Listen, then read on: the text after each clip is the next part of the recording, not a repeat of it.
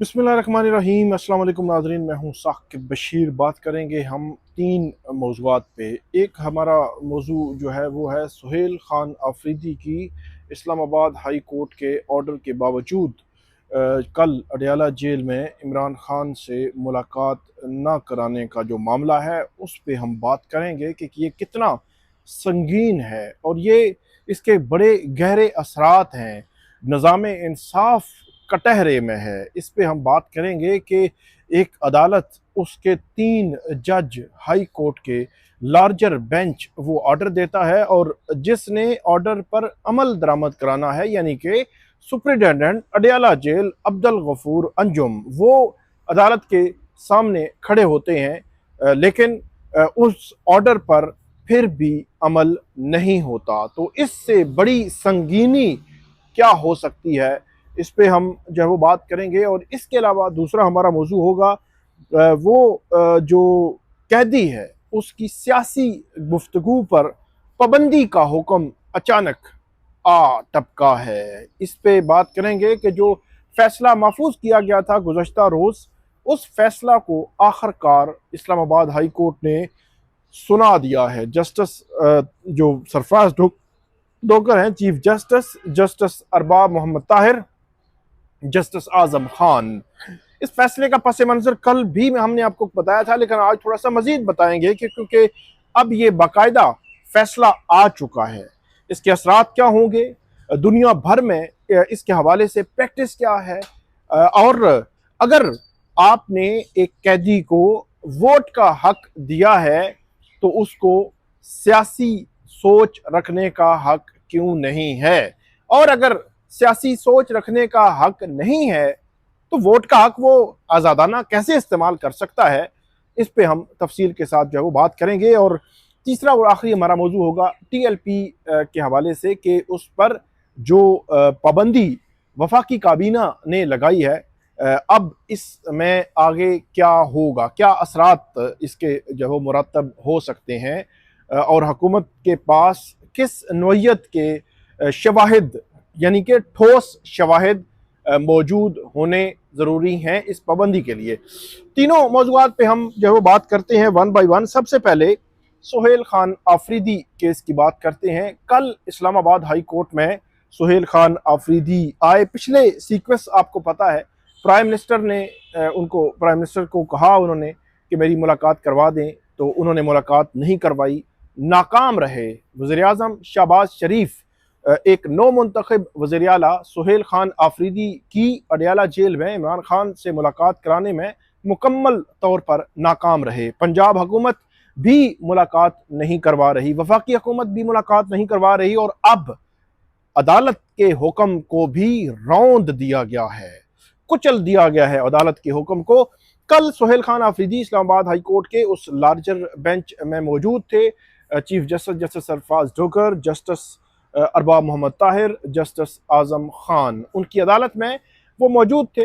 और उस दौरान वहाँ पे सलमान अकरम राजा ने अगरचे अगरचे जो अदालत है उसने सिर्फ जो कैदियों पर जो सियासी गुफ्तगू पर पाबंदी के हवाले से पंजाब हुकूमत की जो इंट्रा कोर्ट अपील थी उसको जब वो सुना, और उसके बाद कहा कि बाकी केस हम अडजर्न कर रहे हैं। सलमान अकरम राजा ने शोर मचाया, शोर मचाया, शोर मचाया, और उन्होंने अदालत को बैठने पर मजबूर कर दिया। उन्होंने कहा कि जो इस अदालत के 24 मार्च का ऑर्डर है उसको रौंदा जा रहा है, उसको कुचला जा रहा है, उसकी बेतुकीरी हो रही है, उस पर अमल जो है वो सुप्रिटेंडेंट अडयाला जेल नहीं कर रहे। इसके बावजूद उन्होंने कहा कि इस्लामाबाद हाई कोर्ट में हमने तौहीन अदालत की दरखास्तें अप्रैल और मई में दायर की थी, वो भी फिक्स नहीं हुई थी, और वो फिक्स भी नहीं हुई और आज भी वो सुनी नहीं जा रही। तो उन्होंने कहा कि हमारे जो वज़ीर आला हैं सुहेल खान आफरीदी इस वक्त कमरे अदालत में मौजूद हैं और वो इस में आज अडयाला जेल में इमरान खान से मुलाकात करना चाहते हैं। उनकी पिटिशन आज जो है वो लगी हुई है, उसको सुना जाए, उस पर ऑर्डर जारी किया जाए। उस पर पहले तो chief justice justice Sarfaraz Dogar बात सुन ही नहीं रहे थे। जस्टिस अरबाब मोहम्मद ताहिर ने इंटरवीन किया और उन्होंने ये कहा कि जी आपकी क्या मुलाकात नहीं हो रही, तो उन्होंने कहा बिल्कुल मुलाकात जो है वो हमारी नहीं हो रही और मुलाकात हमारी करवाई जाए। तो इस पर जो ऑर्डर हुआ वो यही था कि जो 24 मार्च का ऑर्डर है हम उसको दोबारा दोहरा रहे हैं और 24 मार्च के उस ऑर्डर पर जो है वो अमल दरामद यकीनी बनाया जाए। ये कहा क्या जो इसकी जानिब से जो मामला था कि 24 मार्च के ऑर्डर पर अमल दरामद करें, जिसमें मंगल और जुमरात के दिन जो मुलाकातें हैं इमरान खान से अडियाला जेल में, यानी कि मंगल के दिन की जो मुलाकात है उसमें फैमिली और लॉयर्स यानी कि वकला इमरान खान से मिलेंगे, और जो जुमरात की मुलाकात है उसमें उनकी लीडरशिप उनसे मिलेगी। तो ये कहा गया जस्टिस सरफराज ढोगर की जानिब से, वहां पे सुप्रिटेंडेंट अडियाला जेल मौजूद थे, उनके वकील मौजूद थे, एडवोकेट जनरल पंजाब मौजूद थे, एडवोकेट जनरल इस्लामाबाद मौजूद थे। मैं ये कह रहा हूं मोस्ट रेलिवेंट पर्सन सारे जिन्होंने उस ऑर्डर्स पर अमल दरामद कराना है, और ऑर्डर पर अगर अमल दरामद ना हो तो जिन्होंने आके अदालत को बताना है कि ऑर्डर पर अमल क्यों नहीं हुआ, वो सारे रेलिवेंट लोग उस वक्त मौजूद थे। और chief justice justice Sarfaraz Dhogar, justice Arbab Mohammad Tahir, justice Azam Khan, larger bench मौजूद है, उसकी जानिब से यह ऑर्डर किया जा रहा है। लेकिन और ये ऑर्डर मंगल और जुमरात की जो मुलाकात है उसके हवाले से ये कहा गया उस पर इंप्लीमेंट करें, अमल दरामद करें। लेकिन सूरत हाल की संगीनी का आप अंदाजा इससे लगा सकते हैं कि वहीं पे खड़े हुए सलमान अकरम राजा ने वो जो नाम थे वो नाम सुप्रिटेंडेंट अडियाला जेल को दिए, क्योंकि सुप्रिटेंडेंट अडियाला जेल ने वहां पे बात की कि इनके तो नाम ही नहीं आ रहे हमारे पास, और ये भी उन्होंने कहा जी ये तो पहुंचते ही नहीं है वहां पर, और जो लोग वहां पे पहुंचते हैं हम उनको वहां आगे जाने की इजाजत देते हैं, यानी कि मुलाकात की इजाजत देते हैं। अगरचे ये सारा कुछ झूठ जो वो बोला जा रहा था, क्योंकि इनकी जिन लोगों के नाम होते हैं वो जाते हैं, पुलिस उनको रास्ते में रोक लेती है। अब मैनेजमेंट ऐसी है कि उनको अडियाला जेल के दरवाजे पर पहुंचने ही ना दिया जाए।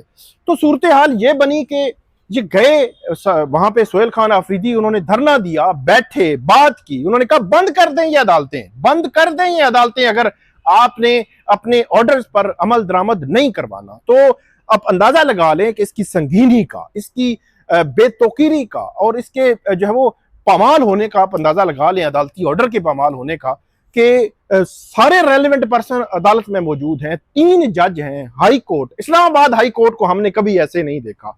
इस्लामाबाद हाई कोर्ट अपने ऑर्डर्स पर अमल दरामद कराती रही है, और उसको अमल दरामद कराने का पता था कि कैसे हमने अमल दरामद कराना है। शायद इस्लामाबाद हाई कोर्ट आज भूल चुकी है कि अपने ऑर्डर्स पर अमल दरामद कैसे कराते हैं। फिर निज़ाम इंसाफ में अदालती जो तौकीर है वो डंडे से नहीं होती, वो बंदूक से भी नहीं होती, वो कोई मतलब लड़ाई झगड़े से भी नहीं होती फिजिकली। सिर्फ जो तौकीर है वो उसका एक लिखा हुआ एक ऑर्डर होता है, रिटन ऑर्डर होता है। उस ऑर्डर को तमाम अथॉरिटीज, तमाम इंडिविजुअल्स, तमाम पार्टीज, हर तबका फिक्र पर उस ऑर्डर पर अमल दरामद करना लाजिम होता है। और वो अगर अमल दरामद ना हो रहा हो तो ऐसी जो बिल्डिंग आपको नजर आ रही है, जिस बिल्डिंग के बाहर हम इस वक्त खड़े हैं, ये भी जुडिशल कॉम्प्लेक्स है इस्लामाबाद का, जहां पे मतीउल्लाह जान साहब, उनका मंशियात और दहशत गर्दी का अजीबो गरीब किस्म का केस, उसका ट्रायल होने जा रहा है। बड़ा खौफनाक मुजी का खेज ट्रायल हुकूमत ने जो केस बनाया था 26 नवंबर की, उस जो मामलात हुए थे उस पर तहकीकात कर रहे थे। तो कहने का मकसद ये है कि अगर अदालती ऑर्डर्स पर अमल ना हो और अमल नहीं हुआ कल, और मुलाकात नहीं करने दी गई, और डंके की चोट पर नहीं करने दी गई, और मैंने ऐसी बात भी सुनी कि शायद किसी ने कहा कि वो जो अभी रिटन ऑर्डर नहीं आया, भाई रेलेवेंट पर्सन सामने खड़े हैं, रिटन ऑर्डर को आपने सर पे मारना है, और ये रिटन ऑर्डर वो नहीं है, पुराना ऑर्डर है, उस पर इंप्लीमेंट करना है आपने। तो मैं ये कह रहा हूं कि अगर अदालती ऑर्डर्स पर अदालतें, जजेस, चीफ जस्टिस, लार्जर बेंच, वो अगर अमल दरामद नहीं करवा सकते तो फिर इन इमारतों का कोई फायदा नहीं है। फिर इन इमारतों को जो है वो आप जो है वो हाई कोर्ट के जो जजेस हैं वो लाखों रुपए जो फीस है वो ले रहे हैं, तो इन सारे का कोई फायदा नहीं है। तो फिर ये मतलब ये क्या है, ये तो वो कौमी खजाने पे बोझ ही है। तो ये एक सूरत हाल कल जो है वो बनी है, जो सिचुएशन बनी है, जिस सिचुएशन में कल वो मुलाकातें नहीं करवाई गई, अदालती ऑर्डर्स के बावजूद नहीं करवाई गई। देखते हैं कि इस पे अब क्या होता है, क्या करती है अदालत। दूसरा मामला है जो जेल कैदी हैं उन पर पाबंदी का ये मामला है, और उन पर सियासी गुफ्तगू पर पाबंदी का ये मामला है।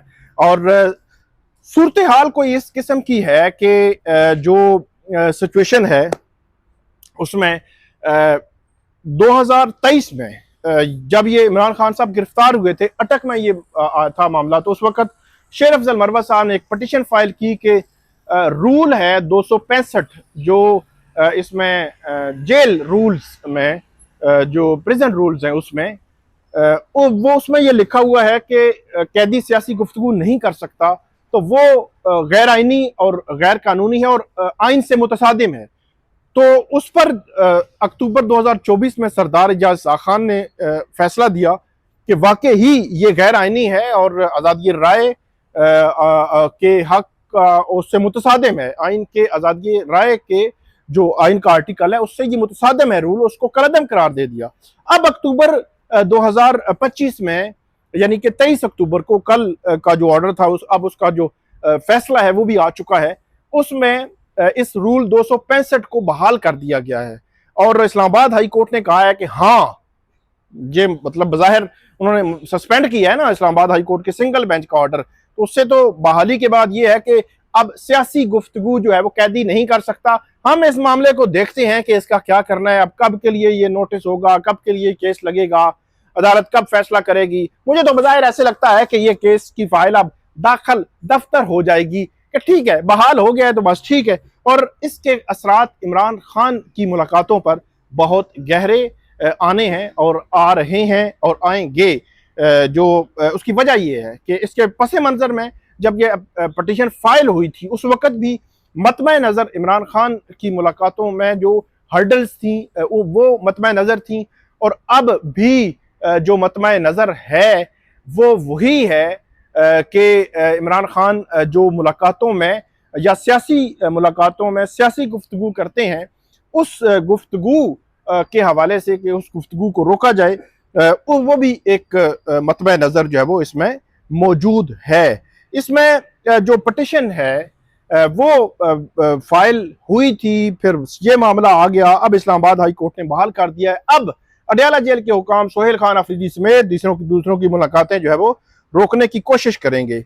मुस्तफ़ा नवाज खोखर साहब का एक मामला मैं आपको बता दूं, जो मुस्लिम लीग नून, जो उनके वज़रा राना सनाउल्लाह साहब या बाकी वज़रा ये बात कर रहे हैं कि क्यों मिलना चाहते हैं सोहेल खान अफरीदी, क्यों उनसे बात करना चाहते हैं, क्यों लीडरशिप मिलना चाहती है, क्यों जो है उनसे सियासी गुफ्तगू करते हैं, उनके लिए अर्ज ये है कि मुस्तफ़ा नवाज खोखर, बैरिस्टर मुस्तफ़ा नवाज खोखर जो तारीक तहफ़्फ़ुज़ आइन पाकिस्तान में बड़ा कलीदी किरदार है जिनका, और जो साबिक़ सेनेटर हैं पीपल्स पार्टी से, जब पीपल्स पार्टी में वो मुतहर्रिक थे तो उन्होंने ये बात की कि नवाज शरीफ साहब जो सज़ा याफ्ता थे, कोट लखपत जेल में सज़ा याफ्ता थे, तो उन्होंने कहा कि मैंने और बिलावल भुट्टो जरदारी ने, यानी कि नवाज शरीफ कोट लखपत जेल में थे, मैं बिलावल भुट्टो के साथ उन्हें मिलने गया, किसी ने हमें मुलाकात से नहीं रोका और हर हफ्ते दर्जनों सियासी लोग उनसे मिलकर मुलाकातें करते थे। ये तो मैंने आपको बताया है, दर्जनों, मतलब दर्जन नहीं, दर्जन 12 होते हैं, दर्जनों